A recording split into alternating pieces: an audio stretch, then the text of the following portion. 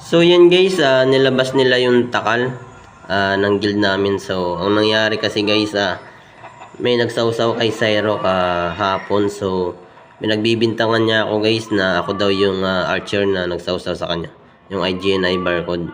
So hindi naman ako yun guys. So anong nangyari guys, kung ano-ano na yung pinagsasabi niya sa akin. So wala naman akong paki guys, kahit ikik nila ako dito sa guild. So ayaw ko rin naman sa guild nila kasi ayaw ko yung mga gahaman.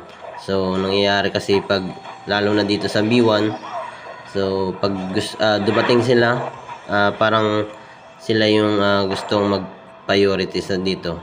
Gusto nilang pagdating nila sila kagad ang gustong umispat. So hindi naman tama yun.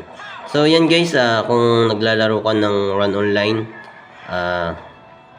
Run Online Episode 3, tara dito sa Run Online Episode 3. So kung mga gusto mo itong mga gantong content, i-follow mo guys itong at saka subscribe mo na guys. So tara guys, let's go.